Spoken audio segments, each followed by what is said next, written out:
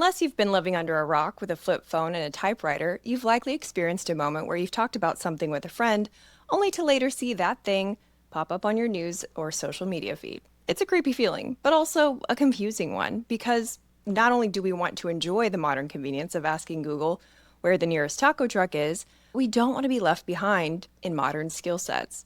My next guest is a technologist best known for founding the decentralized social network Minds, but you may have seen him on Joe Rogan, NPR, or the New York Times. Today we're going to talk about personal privacy, corporate policy, and practical tips as we ask the question, is giving up our privacy inevitable? Exploring ethics and innovation, pushing envelopes and algorithms, Bill Ottman. Thanks for being here. Hey, thanks for having me. Well, I thought we would start big and then kind of work our way into the little, if you're good with that. So, is privacy a human right? It's not black or white. It depends where you are, what app you're using. I do think that there's a certain degree of personal responsibility, a major degree of personal responsibility involved in protecting your privacy. It's like if you're in a public space, your expectation of privacy is going to be less than in your own home. I guess my mind immediately goes to like philosophically, if anonymity is a basic human right, choosing when to be anonymous and when to be known, like you said, in a public place versus, I don't know, an app that continues to track you when you're not using it. For countries to respect your right to anonymity is obviously really important. You look at investigative journalism. I mean, you have an authoritarian government that doesn't respect any kinds of rights to anonymity. That's going to be a serious problem for journalists and anyone else who might be pursuing controversial topics. Well, that's funny that you bring up journalism because I don't think I ever associated the value of privacy to the trustworthiness of journalism. And we can't have trustworthy journalism without certain privacy rights, which kind of leads me to my next question just about Americans in general, because as someone who is in tech, you've got your hands all in it. What privacy rights do Americans have? Because, as Americans, we love to throw that around like it's my right, it's my choice.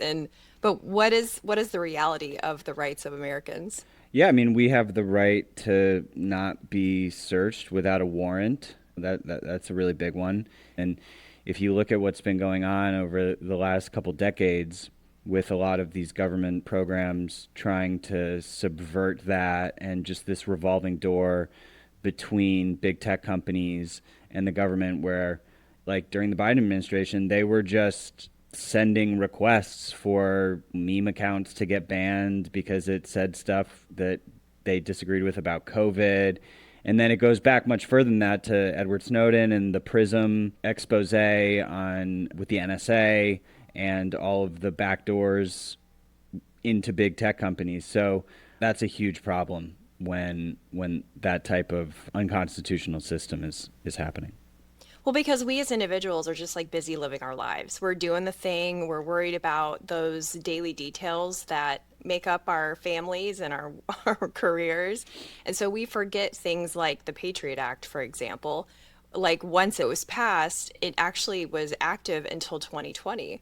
And I don't know that most people realize that. And you brought up Edward Snowden. That was one of those things where people, if they watched the documentary or the movie, they might be enraged at the idea of the US government spying on us, but then you also have the reaction of, well, I don't have anything to hide. It's just this sort of cop-out to not have to think about the problem. All it ends up doing is just accepting the behavior of these big tech companies, which could cause serious problems for you. Imagine Verizon or Snapchat or Facebook gets hacked and all of your personal DMs with your partner it's like people do want to hide that, and if they didn't, then they wouldn't be having those conversations in what they perceive as private. So you do have to think about the worst case scenario, and that's why end-to-end encryption is essential, and using messaging apps and email apps that can do that for you, because as long as the app is a good app and you can share your photos and voice notes and videos, like, you don't really care. It's just a matter of getting to that point where you're not using the default messaging app on an Android or iPhone, and you're using Signal, or you're using the Brave browser, or using Minds, or there's a whole list of privacy centric apps. There's a cool site called Prism Break, which lists like all of the major apps and then like privacy focused alternatives to everything. That's a really good place where you say, oh, like, what are the alternatives for my Maps app? Maps is a big one. You know, Okay, share. How so? well, Maps are just literally following you around everywhere you go. Even if So your location is off on your phone? yes, yes. Well, there's different mechanisms that would be tracking your location in that regard. And I mean, if you want to take it as far as possible, you're going to end up. I don't know if you've ever heard of Richard Stallman. He is the sort of co-founder of GNU Linux, which is like the original free and open source operating system. He will not even touch a piece of hardware or software that is not free software, which is not free as in free beer, it's free as in freedom. And there's all these principles about kind of what constitutes free software. And I would send him, because he was unwilling to go to news websites, because most news websites have trackers in them, whether it's Google Ads or whatever it is. So he won't even go to those websites. And what I would do is I would go to them and I would copy 5 news articles, just paste the text into an email of like important stuff in the world. And I would send it because that's how he wanted to consume his news without getting all the cookies and whatnot associated with these websites. So it definitely can be debilitating if you're going to go that far. I think there's a happy middle ground where you can have some basic tools in place, VPN, and all your apps, and using the right app for the right job.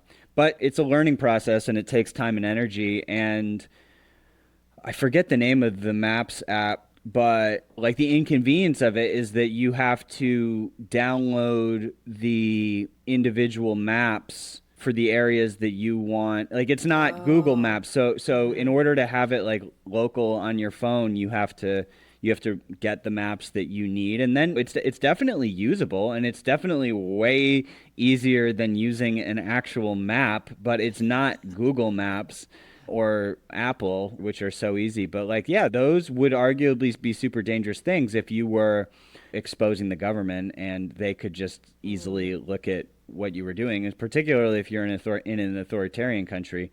But I mean, as we see even in the US, they've pushed more of their focus on domestic terrorists, which is just sort of an absurd term in itself. But so it does matter here. Yeah, it matters a lot. I want to kind of follow the breadcrumbs of why this is important. And even though people may not go to the extremes as the Linux founder guy, that it might matter. And I want your take on this because I interviewed a guy who is a US Marine, and his take on privacy was really interesting. Our interview wasn't even about that actually, but it came up, and he said that for foreign governments to kind of cut us off at the knees, they would wisely do it in a way that includes these psychological strategies, and that they would use social media and the data points on each individual in order to do that. And I read that there's 50,000 to 100,000 data points on each person daily through Google Maps, email, texting, social media posts, all of the things, and that they would use that to influence elections, of course, but also just to influence regular people psychologically to see what makes them tick. I had a friend that said, "Oh, who cares what if people know what underwear I buy? Like, who cares if they're collecting those cookies on what I purchased on Amazon?" And to me, it's probably not based on the underwear purchases, but if this Marine is correct, that there could be more like sinister potential outcomes based on the collection of the data, not the individual underwear, but the what motivates you and what do people do when they're sad and what makes them sad and how can we make them angry? You're just empowering people who don't necessarily have your interests in mind. I mean, look, if you're running a scholarly experiment, I mean, the more data you have to work with, the more targeted you're going to be able to create results. There may be people who are using the data in a way that does benefit you, but that's not the point. I see a lot of people saying, I like the ads because they literally, I wanted that carpet and they gave it to me and they showed it to me and I got it. And I've seen that argument and I think that's valid. But again, it could be negative and you need to be prepared for that. So we're just sort of in this race. And when you deprive yourself of the benefits that the algorithms are going to bring you, it does make it harder. I mean, for instance, at Minds, we have had to spend so much time and money building certain aspects of the app. And just for people who don't know, yeah, Minds is a open source, decentralized social media platform. So we have apps like Instagram or X, but the underlying components which are powering everything are all built in a way which is not collecting all your data and gives you the ability to not share any personal information. And we're not using third-party plugins which are just sending your data everywhere. And when you're building a startup or you're building an app, you have the option to take all these shortcuts. Take an example of like push notifications. You can either do it the hard way and expensive way and build it yourself and fully open source and we're hosting everything, or you can use one of these proprietary services out there and just plug it into your app and it takes way less time. But in the process of doing that, you are giving that data to that company about all of the push notifications that are going out about your users on the app. So a lot of the onus of the privacy is on the app developers, but then it's also on the individual. So many startups that even say they care about privacy, they just don't in practice. So many apps say they care about your data, but it's just so easy to say those words. And for most people, that's all they want to hear. Oh, they said Right. they care about it, but actually in practice, if you look at the app, it has all of these third-party services running, which are doing the opposite of that. Any site that you go to that has Google ads on it is absorbing an insane amount of information. That's a lot of sites. And it's hard to blame people because this is how they make money. Google has done an incredible job. They did build an amazing product that helps people make money. And you're going to make more money if you're giving them more data, which can sell more ads. Well, So, they've sort of set the bar for data collection because, like, when I talk to prospective advertisers for my show, for example, they're asking me all these questions about audience demographics. I have to explain to them podcasting works differently because aside from Spotify, there's really not those detailed data points. I can't even tell you outside of Spotify and outside of YouTube if my audience is male or female, like the most basic. And that's, there's a lot of people in the podcasting community who are advocating for that to continue. And actually some people won't even host on Spotify because of the way that the data is collected and shared on that app. But it's like Google has set the bar for what you get to know. Facebook too. Facebook, until recently, I think, well, you would know better than I, they've collected strangely specific data points on their users, and that's what advertisers have become accustomed to. right. Yeah, exactly. That's sort of a systemic thing in podcasting where, yeah, there's very little data because it's getting distributed on RSS feeds. And these different podcatchers are not sending that data back. And so it is what it is. And it's actually a good thing. It is a good thing. Well, yeah, because you mentioned people in like authoritarian governments. For this is how like I explain it to people is, let's say you're queer and you live in Iran, where the queerness is punishable by, I think, death. It's not a good situation. And you want to listen to a podcast, a queer podcast. Unless you listen on Spotify, you are completely anonymous in that process with the help of a VPN. So that's like what makes podcasting special is it's intimate and it's direct to the person who wants to hear it without anyone stepping in. Just a quick follow up on that. Look at the UK right now. I mean, people are getting arrested for social media posts. Oh yeah. And like, that's the UK. Yeah. So if you really want to speak your mind over there about controversial topics, you need to be able to be anonymous. That's the only way that you can even do it. Otherwise, you're risking having the police knock on your door. And that's very close to home. I try not to get into the whole identitarian aspect of politics, but like the censorship that was happening in the US that has been happening specifically under the Biden administration, it got way worse. But I mean, obviously, all the big tech companies have been doing it for much longer than that. I mean, there are interests in the government that really don't want certain information getting out. And we're sort of in this process right now of disclosure. And people who don't want that kind of information out are going to fight for their lives to keep it secret. People fighting for censorship have something to hide. I do think that in some of these authoritarian countries, some of these leaders are just so deeply insecure. They log on, they see criticism of themselves, and they just can't handle it on a personal level. But then they take that personal vendetta and they turn it into law. It's really sad. And that's why, as everyone's becoming more public, everybody's giving up their privacy a lot more intentionally. And now we have live streaming and social media, which makes it ubiquitous.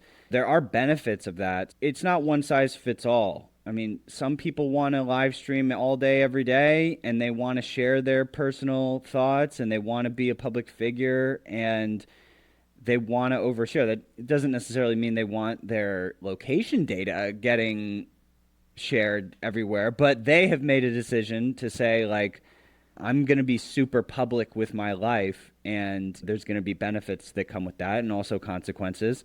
And so I don't think that social media itself is like inherently negative. I do think there's a lot of people who are posting on Facebook all the time, not really trying to be a public figure. They're almost using it as like a journal, and they're not realizing what they're doing, and they're not sort of matching that with their goals in life. You just got to know that that stuff can be used against you later. But they don't believe that. So let's dig into that because that's like that privacy paradox, right? That the idea that people would be outraged after watching the Edward Snowden movie. Oh my gosh, the US government was spying on us. That's awful. And they get mad when cameras are installed on their street. And yet they're on purpose and voluntarily posting very detailed medical information on a social platform. And maybe their account is private using Facebook or Instagram as an example, but it's still the internet. In fact, I have a listener who was a digital forensic specialist for a state funded college system in the HR department. And his job literally was to search the internet for reasons for people to not be hired. And Wow. so, and he went over my Facebook, which is kind of horrifying. And he said, those cute pictures of you with your family where your like hand is out to the side, all I'd have to do is put some drug paraphernalia photoshopped in there, and I could easily create a smear campaign. This guy's been a listener for a long time. He passes the vibe check. But the point is valid. And the idea that there are people who have these official positions at higher institutions, I think is a little bit of a wake up call because they don't think that it will impact them. And so they post things like, my son or my daughter was diagnosed with type 1 diabetes, for example. Well, how do you know that an employer who won't get caught from discriminating against your child will not hire that child? How do you know that there won't be legal protections from life insurance companies from not accepting them to give them a policy? You don't. Yeah, for sure. And it depends on your goals in life. If you are inspired to be an independent entrepreneur in whatever field and you're not going to be relying on institutions or corporations for your life, okay, great. Like you probably have a better shot at being able to get away with sharing a lot of stuff online because you're just going to be relying on yourself. But if you're planning on working with big institutions, then those are going to be the types of groups that are going to hire people to be digging in on you and finding any reason not to hire you. And guess what? Those institutions and corporations often won't hire you if you have a certain political opinion or you're into certain topics because it's just not worth the risk to them. But young people don't have the chance to even consent to a lot of the sharing when their parents are posting on their Oh, behalf. for sure. Yeah. Oh, my son ran away again. And it's like a public post, understandably, because they want to find the son who ran away. But it's like, okay, there's five of these out. You didn't even delete them. That's definitely going to affect that child's future relationships, perhaps. 100%. Yeah, I think that kids should not be shared by their parents on social media. But again, there's even still nuance there because I think the justification for some parents getting their kids a presence on social media is that that becomes an asset to that kid when they grow up. It's kind of tough. If your parents were careful about it and didn't overshare anything like overly personal, but they did build you a social media account so that when you turned 18, you had a YouTube channel with 1 million followers waiting for you so that you could have that asset for your life. I mean, there is that argument. It's complicated. One of the co-founders of Reddit did this. I don't even know if I agree with it or not, but like they established the social media handles of their kids. Granted, they're celebrities, and they know that if they create those channels, they're going to get hundreds of thousands of followers, but they did that. And so I don't know how much they post. I don't check, but without even posting much, they're establishing the channels so that people can follow them. And there's a decent argument for those as assets. But for sure, just like being an annoying on your account, sharing all this information, showing off your kids, that's just completely over the top and unnecessary. It's just feeding the parents' egos so that people can say, oh, that's cute, but they're not realizing what that could be doing to their kids in just a few years. Being watched also changes the behavior of the person being watched. We all know that. You have a party at your house and you have let's say you have a giant tripod with a camera on it, people are going to act differently at that party. And so there's a lot to be said about the way that being watched essentially changes the way a child would develop, maybe even the way that their brain would develop, because their reward systems could be heavily influenced by, oh, mommy, did they think that was cute? And I know you have kids, so I'm curious to ask you if knowing how the sausage is made has changed the social media rules at your house. Oh yeah, and I have a sixth grader, and she's doesn't have a phone and isn't getting one for a while. She has an iPad that we let her use at home sometimes, but like all her friends have phones at school. She has a watch which can call us, but we don't let her use social media. And the thing you said about behavior in reaction to being on camera is very true. I mean, even my 5-year-old daughter, if I take out the phone, even my 2-year-old son, they see you on their phone. They know if you're taking a picture of them. They know if you're taking a video. And over time, yeah, like my 5-year-old will get shy if I take it out. And I really try to discipline myself to not even be holding my phone around them. And because just that, just looking at your phone, even if your kids are watching TV and you're over on your phone, I just want to hide it from them as much as possible because I'm sort of showing my addiction, which I'm guilty of, to them. And it's like, why are you on the phone and not watching the show with me or just sitting with me and showing me how to live without constantly looking at the phone? So there's a behavioral thing, the reward system for sure. All of that is so true. And I, for the past few years, was very guilty of using my phone in bed before going to sleep. And my wife has been amazing she never has done that. She always has left her phone out of the room going in for bed. And just about a month ago, made myself leave the phone out of the room before going in. And it's been great. It's so much useless doom scrolling that I was doing. And granted, I would be like listening to good podcasts and stuff, but still, just like having earbuds and like Hmm. phones near your bed. I think it's inconclusive about like the impact of the EMFs and whatnot from having phones near your bed. But it seems probably not worth the risk. It's Well, the not. Communications Act, or whatever it was called in the 90s, that allowed telecommunications companies to set up towers and stuff on public right-of-ways, like right near people's houses without permission. Right. That whole thing really is a problem when it comes to the publications of these research findings because it would mean undoing a lot of Oh my God. infrastructure. Yes. Yes. So, yeah, that's like a whole nother rabbit trail. It's relevant. This morning, I noticed driving by a police station, like, there's a huge 5G tower right next to the police station. I feel bad for the government employees. Even if it's unknown, like, that would be $1 trillion project to move all of that around so that the towers are in more remote areas. It's like a major infrastructure change. I think it is relevant to the conversation of privacy because it's really comes down to the notion of like consent and how many experiments do you want to be a part of as a human being, right? And so it kind of creates this inner conflict of wanting to get all the benefits of modern living without Right. without being too much into an experiment. So on that note, let me kind of slip into the practical real quick. So talk to me about Signal because I have it, but is it like WhatsApp where other people also need to have Signal in order to text them on it, so you have to kind of harass your friends and family to get with the program in order to use it? Yeah, but you can just text with it too. Like regular to somebody who doesn't have Signal?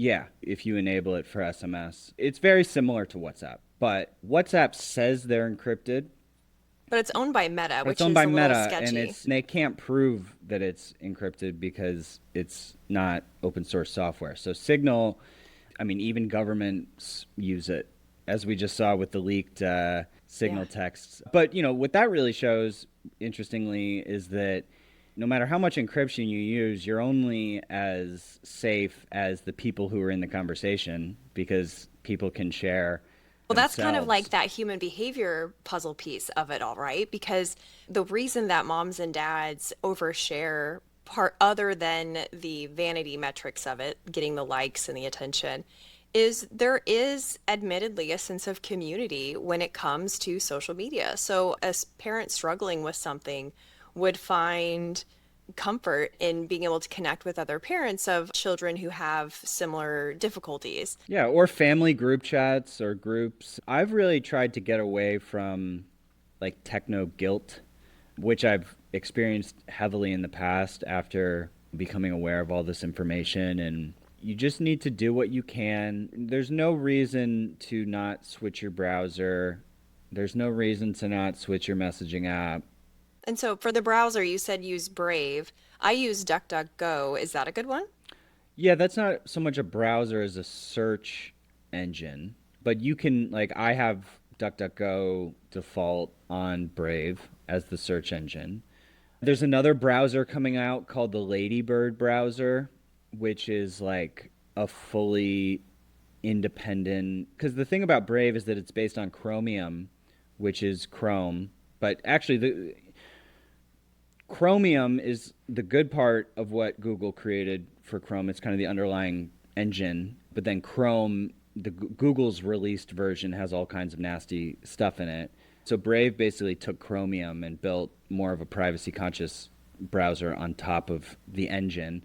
But now Ladybird is coming out and it's really exciting to have a fully independent browser You that said in our pre-chat that there were consequences to Googling anything that comes to your mind. Is that the reason why Oh, well, for you're... sure. But also, I think that AI is starting to be much more accurate and not full of crap ads.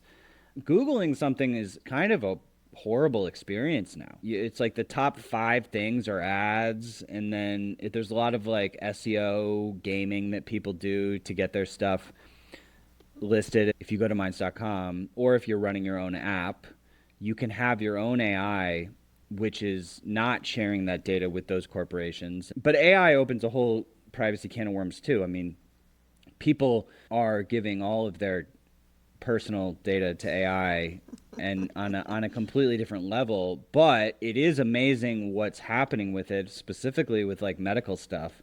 And I'm doing that now, but I'm doing it with a model that I run, and it's not sending all of that information to the big corporation. So you can do that on mine. So you can also check out this place called Venice.ai. When you're choosing which AI to use, yeah, don't use OpenAI. Use a privacy focused AI. But I mean, it's insane. Like I fed it my blood work, and it just gave me an amazing breakdown, told me exactly what supplements I need to be using, whereas I would have needed many doctor visits. I mean, there was one kind of famous case of this guy whose dog was dying, and they didn't know what to do. And the doctors were just sort of clueless and had tried everything. And then he fed all of the test results to AI, and it gave him recommendations, which saved the dog's life. So again, it's an example of like, yeah, you're sharing data, but there's all these benefits of it. It's totally contextual to the situation, and you want to have your setup right so that you're not risking all of these consequences that we've been talking about. But I'm definitely not like a tech pessimist. Well, and that's why I knew you were the right person to have this conversation with, because although there are college students, as a matter of fact, who have, they literally call it this bill, it's the Luddite Club. Like, would you like to go back to a day of yesteryear? Come to the Luddite Club. Bring your flip phone and your Right. pencils, and we'll have a good old time. So I knew that you weren't that far, and I myself am trying to find this middle ground, but really it comes to the question of consent. And consent is weird, right? Because no one reads the agreements when they download an app. If you do, you'll see one of the agreements is that the agreements can change at any time without any notification. And there's this thing I learned about called nesting doll apps, like Pokemon Go. Everyone was like, oh my gosh, this is so cool. We're getting outside. And it was cool, right? So it's like that, yes, and it's cool. And it is geomapping. You're basically an unpaid employee of this app. You're geomapping. And there were some questions about the cameras in those robot vacuums as well. I think there was a lawsuit, as a matter of fact. So this is the question, is giving up privacy the inevitable price for enjoying a modern world because we don't have this transparent communication on behalf of the technology makers? Yeah, especially with like surveillance. You think you're like protecting yourself at your house by putting up all these surveillance cameras, but then meanwhile, the surveillance company that owns the cameras, you don't know where all that's going. You know, with the baby monitors, that's That's so creepy. it's so creepy. We didn't use baby monitors, and that is like shocking to a lot of my friends and family. But baby monitors are funny because I'll notice my friends constantly checking the baby monitors, and it's just like, why? Like Well, that you goes can back to the hear them. EMFs also. Yeah, for sure. Like, Yeah, that's both. yeah, because It's right like next to the the bed. It's right, and their brains have more water content, and so they, yeah, I no, did do yeah, it's I totally did do an episode reasonable. on it. Like the Uh, cell phones, my cell phone, for example, it came with a warning label, not that was printed and mailed to me with the phone, one that I had to look up after I was researching for this episode that I did. It said, "Do not hold this phone closer than 5/8 of an inch to your head." right, that's insane. Like But let's put a people are baby used to monitor in there with Bluetooth and Wi-Fi 24/7. Actually, let's just wire our whole house with cameras. Like, this is where I do get a little Luddite-y because I just think it's so creepy. But here's the thing, if you want to do that, then good on you. It's just this consent part. How can we incentivize companies to have plain language transparency on what it is that we are consenting to? Because that's where it gets sticky. it's complicated because you go to your friend's house for dinner, they've got a Nest system in their house, and it's one thing they're going to consent, it's their house. But then all of their friends who are coming, or anybody, what are you going to ask for consent, like from every single person? How is that even achievable in practice? Because you can't. Because the camera would have to ask every person walking, do you want me to film you? But wait, I already filmed you. I had to know that you were coming in order to, it becomes almost impossible. But I'm very like, I'm either in or out. I think that creating clear boundaries in your house just makes sense. And it makes sense for both of the reasons, both the surveillance and just like not having the potential EMF stuff. Again, okay, inconclusive, but I think that why are you trying to take that risk? Yeah, have clear boundaries. But, when you're in tech and you're online, like be online. And also, I just don't let myself feel too guilty for using big tech because I have clear boundaries. I know what I'm sharing. I have my settings set up as good as they can be. There's really no good settings with big tech. Even if you have your stuff on private, it's not private. So they're tools. And sometimes you want to use a dangerous tool. Kind of what I was getting back to about mine. We took the hard path, and it has made it harder to compete because you look at like Rumble, for instance. They're pretty good about free speech, but they have all kinds of spyware for their advertising business. Rumble is a company that really seems to have generally good values, but they've sort of made a business decision, which we weren't willing to make, and they just raised $800 million from Tether. And Tether's a cool company. They're using stable coins, and Rumble's still losing $30 million a quarter, but they've created a business model that people like and kind of like an alternative to YouTube. But again, they're a good example of a company sort of saying we care about all these values, but then they're pretty good on the speech stuff, but everything else is kind of like not good. And so the business of privacy is very brutal. I mean, even companies like Brave, Proton Mail, XYZ, privacy company, even a lot of the VPNs are surveillance companies just as much as they're protecting your privacy. But like Brave and DuckDuckGo, they're not like thriving, massive big tech companies. They found a pocket and they're doing pretty well, but they're still kind of struggling in comparison to the big tech companies.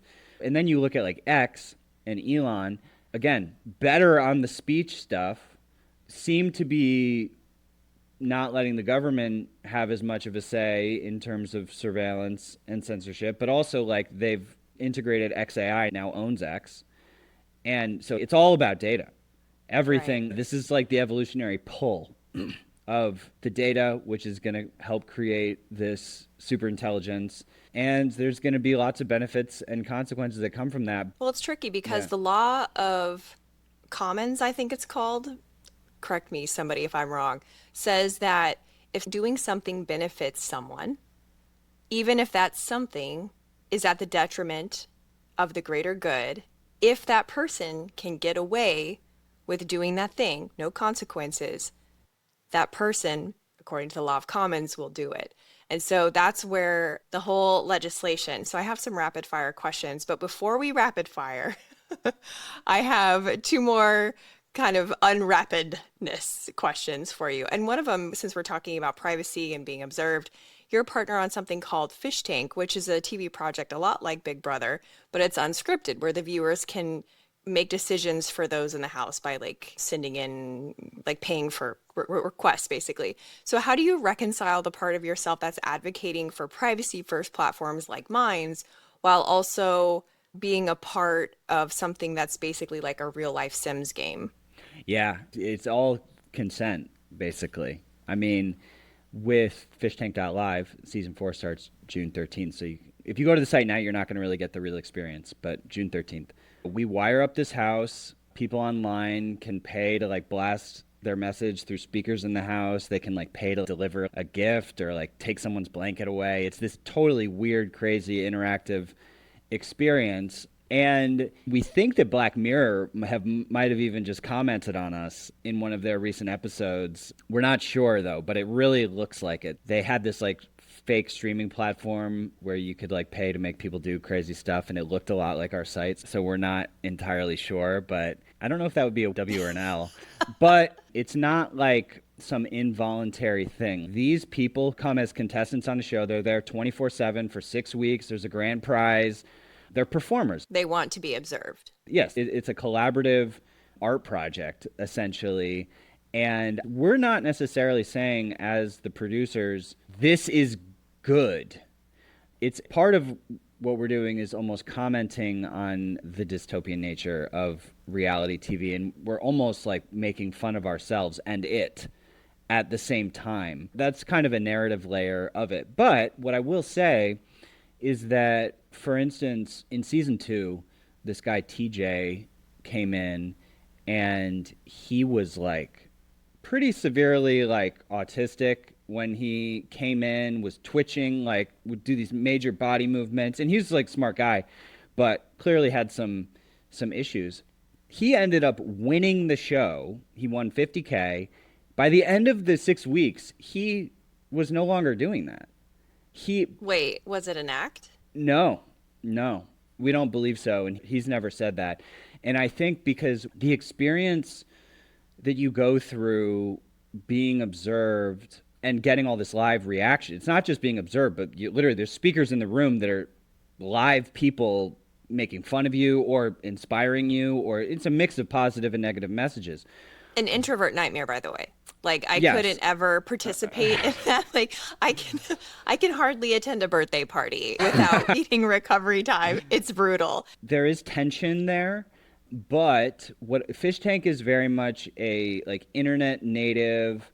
It's very free speech focused. We're certainly, in terms of the users, we hold all of kind of similar principles to Minds, and it's really just like a collaborative artistic community, and it's just fun. It's silly. It's comedy. And I've always been kind of obsessed with just improv, comedy, artistic collaboration, and Minds is like has done a lot of that kind of stuff with events we've done and different online collaborations. But Fish Tank really is the ultimate collaboration where like the viewers are actually co-producing the show.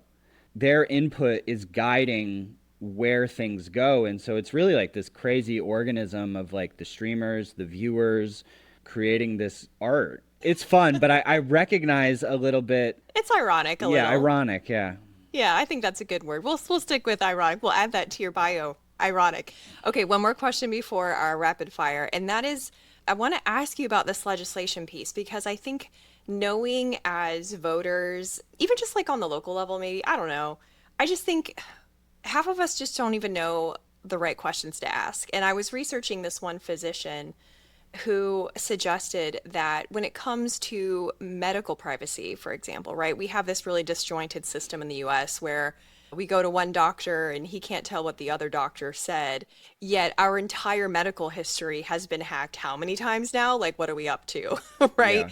And so he suggests that each person own their own data and it be stored in blockchain.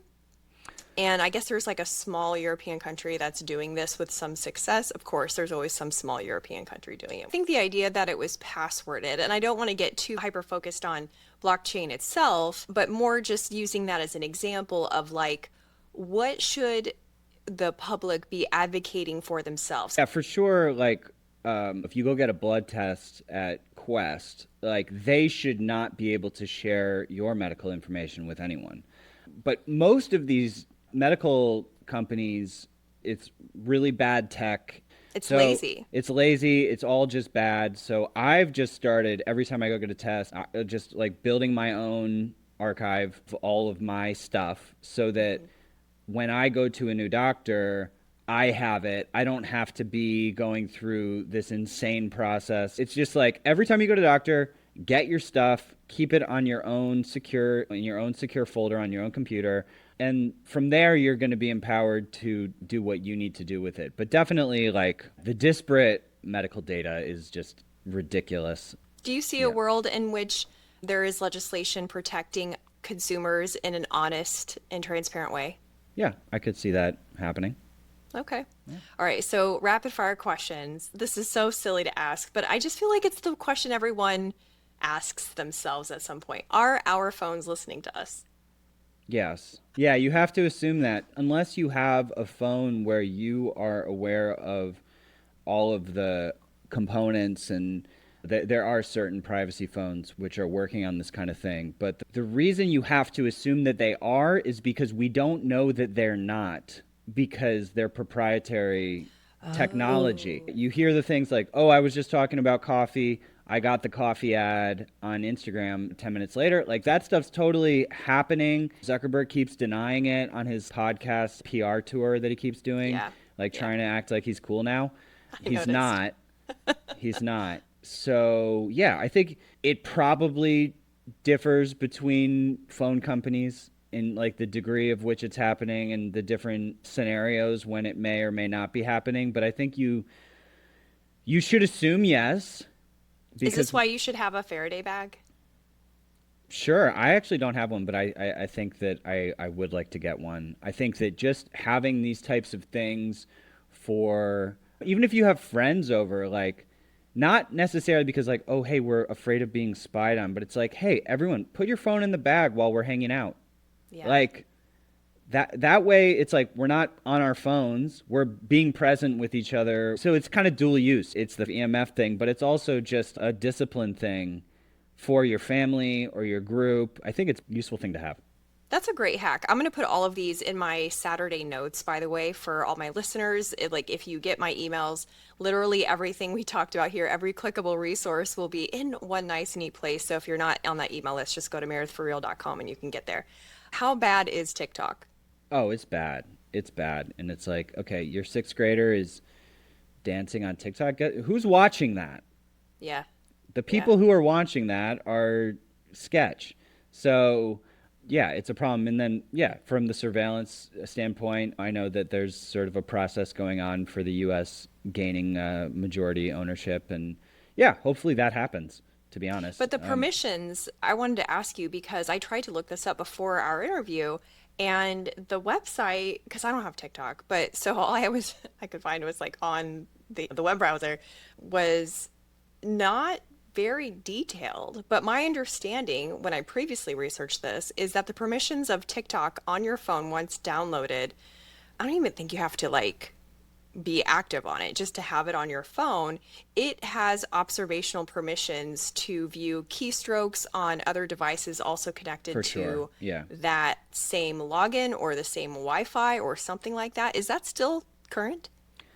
I wouldn't be surprised. I haven't read their terms recently, but with many apps, you're giving blanket permissions to listen to audio, look at keystrokes, potentially look at you when you're doing other things on your phone that are not on that app. We definitely do need more heavy regulation around this kind of stuff so that it's like more specific types of permissions. You should never be able to follow someone around on their browser or their phone when they're not on your app.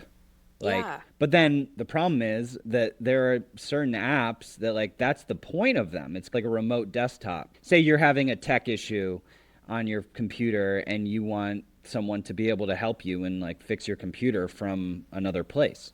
In one perspective, it's a surveillance app. In another perspective, it's a tech support app. Yeah. So, And that's where that gap of consent and education comes in. mm-hmm.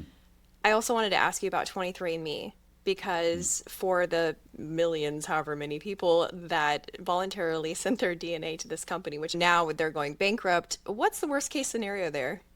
The DNA gets sold and is used for all kinds of weird tests, and your DNA is going to end up in some kind of mutant project. That's very feasible. But I haven't done enough research on this, but I'm very interested in like my DNA data. I've never done that, but because of this kind of sketchiness with most of these companies.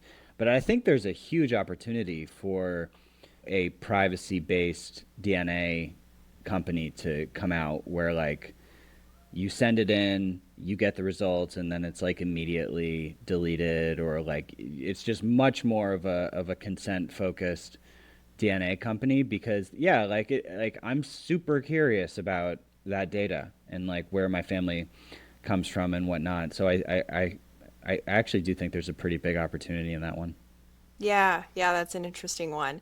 I want to go back to Amazon because that website that you mentioned that can tell you who are the Hmm. worst offenders when it comes to privacy and data. Amazon, when I used it last, was the number one, much to my chagrin, Hmm. because it is just so Of easy, course, especially yeah. as an introvert. I'm like, I don't have to people, but I can get my stuff delivered. This is fantastic. It's just wonderful. What's the alternative there? I There isn't mean, one. there's grocery delivery apps, but there's not going to be anything like Amazon, that level of products offering. It's Yeah, and Walmart's insane. trying, but they are doing terribly. Yeah. You should have Bezos on. Yeah, I'll get right on it. Yeah. Yeah, I'm sure he'll answer my email. As we wrap up, are there any other practical tips you have for people to have more education around privacy or more agency? We mentioned that film in the beginning, Citizen 4, about Snowden's experience. I think that that's a really good movie. Just change the apps. Just change your default apps. That's just like a really good achievable thing. Other than that, like don't stress too much about it, cuz the stress about it can become a big problem and that can have pretty negative effects on your like I've experienced that where I'm Paranoia? yeah, exactly. Paranoia, but also just like am I being a hypocrite? I'm supposed to be like Mr. Privacy, but yet, you know, I'm googling this. Like so I've just sort of taken more of a just realist opinion about it and I do everything I can, but like the guilt is not worth it. But again, that's not an excuse to like cop out. You still just take action, but don't stress about it. And I think just do the best you can do. I think this conversation has been great because we've kind of pinpointed on some of the obvious things that are just unnecessary, or maybe what's obvious to some is not obvious to others. At the end of the day, and I'll just end on this, like I think we know when we're being compulsive with our tech behavior, or if we're about to install something. Like we're not stupid. Like so if you're and a lot of times it is very like clear if like do you need this, or is there another way to do this which isn't too much of an inconvenience but is good enough.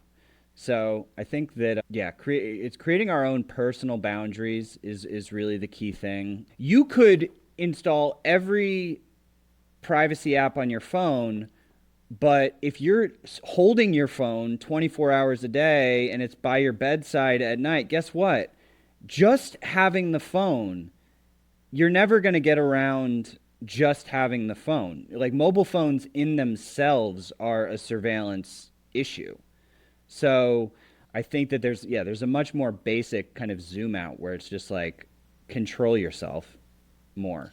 Well, and maybe I'm biased because I am a podcaster and this is like my whole mission is be curious, ask questions, proceed with curiosity over judgment. I think there's an opportunity here to ask ourselves questions. Like when we're buying a refrigerator, do we need a refrigerator with Wi-Fi? Do Right. we?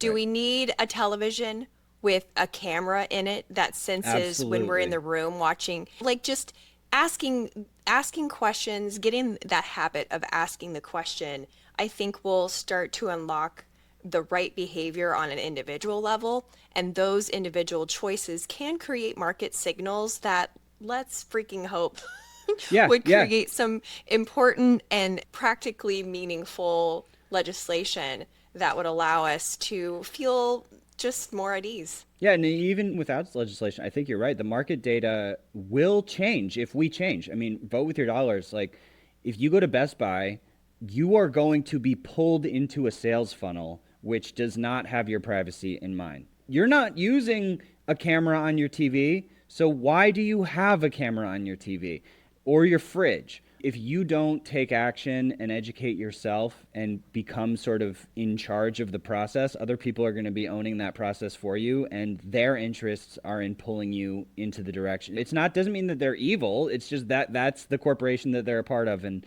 that's the process that's their job. Yeah. So And yeah, so many of us, I think, especially that are I forget what it's called when you're in between two generations, like X and millennial, like I Hmm. am. I think we can possibly be intimidated by this topic, and certainly people that are boomer or full Generation X can feel like this is such a overwhelming topic. It's intimidating. Where do we even start? So I really just, because of that, I really appreciate you taking the time to talk with me and my audience about these questions to make the philosophy, we'll call it tech philosophy, I guess, like more accessible to the average person. So thank you for that. Thank you so much for having me. I had a great time. Yeah, tell people where they can plug into your Minds application for corporations, where they can kind of white label that before Yeah, we yeah, log. yeah. A few places to go. So if you want to launch an app for your own community, then you can check out networks.minds.com, where you can do web and get onto the app stores and have your own kind of private community, public community, whatever you want. Also, if you just want to check out Minds and poke around casually, just hit up minds.com, minds.com. I'm at Ottman on there. And yeah, thanks so much for having me. This was awesome.